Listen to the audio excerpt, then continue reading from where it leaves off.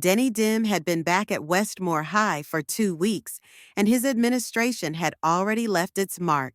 His leadership team moved quickly, making sweeping changes that were impossible to ignore.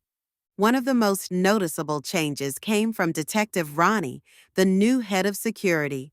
From the moment he took over, he made it clear that Westmore's security strategy was outdated. There were too many outsiders on school grounds, too many people who weren't supposed to be there. His job was to fix that. It started with locking the gates.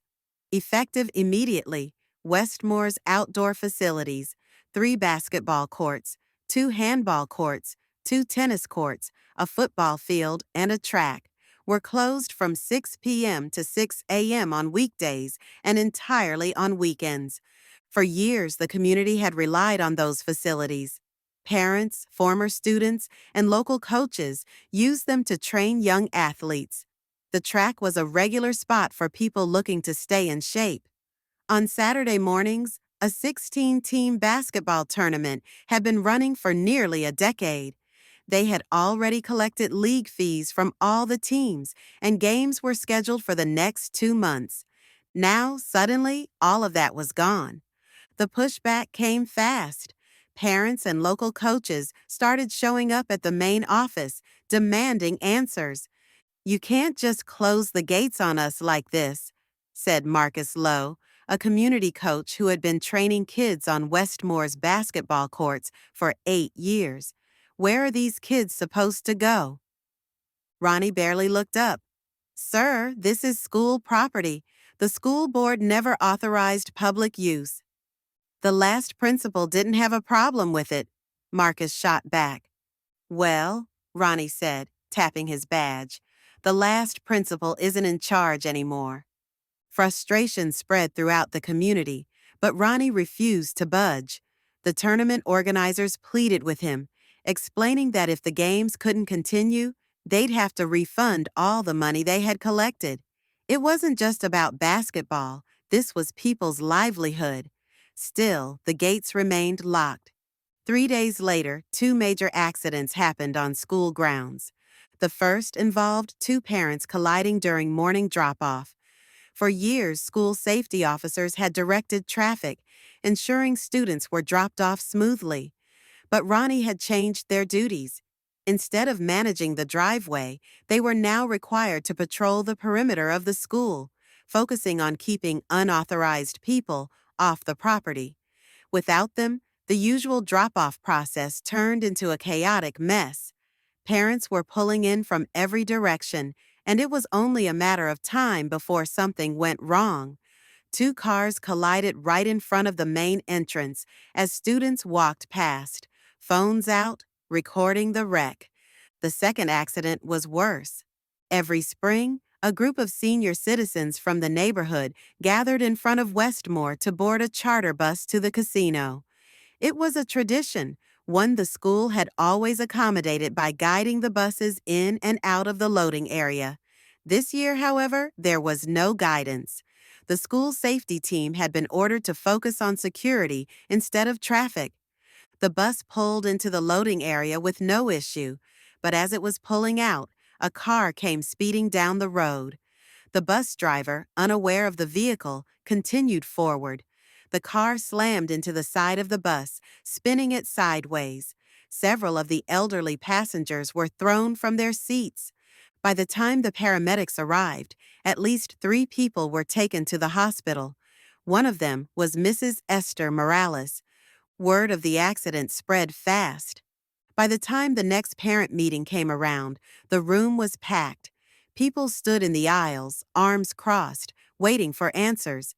Denny Dim stepped up to the microphone, scanning the crowd. He had faced angry crowds before. He knew the trick was to control the conversation. "I hear your concerns," he said, his voice steady. "And let me be clear, I am looking into all of these issues." Murmurs rippled through the room. "But before we talk about solutions," Dim continued, "we need to address something bigger, hiring practices in school safety." The room shifted. This school has had security problems for a long time, he said. People were getting onto school property without consequences, and that's because, quite frankly, the last principal didn't hire the best people. A chair scraped against the floor. Tasha Morales stood up. That name carried weight in the community. A PTA leader, a volunteer. And tonight, a woman whose mother was still in the hospital. My mother was on that bus, she said, stepping forward. She's in a hospital bed right now, and you're telling me that's because of bad hiring? Dim didn't respond. You want to know who was out there helping my mother? Tasha continued. The same security guards you're blaming. The ones who've been outnumbered for years. The ones who've been asking for more help for years. But instead of giving them more help, you had them walking laps around the building while senior citizens were pulling into traffic. A few people clapped, others nodded. Detective Ronnie folded his arms, unfazed. Dim cleared his throat. I understand emotions are high, he said, his tone smooth. And I promise we are looking into everything. Tasha shook her head. You didn't answer my question. Dim smiled. We will make sure school safety is handled properly moving forward. Tasha let out a short laugh in disbelief. Oh, I see, she said. So when something goes wrong, you blame the last principal. But when people ask what you're doing about it, you just say, we're looking into it. The room was silent. Dim looked around, reading the expressions. He could feel that he was losing control of the narrative. It was time to change the focus. And let's not forget, he said, that trespassing has become a serious issue. If we didn't have to deal with people breaking into the school grounds at night, we could focus more on these other matters. A few people murmured in agreement. Others frowned. Tasha's face hardened. Didn't 8 people just get arrested for playing basketball? She asked. Dim nodded. They were on school property after hours. 2 of them were on your basketball team, she shot back. What are you doing about that? Dim smiled again. We will look into it. The murmurs grew louder. A woman in the crowd turned to the person next to her. That's all he ever says. A father whispered, They arrested our kids, and he's acting like it's nothing. Detective Ronnie remained silent. Dim felt the shift. For the first time since his return, the people weren't just listening. They were watching, and they weren't liking what they saw.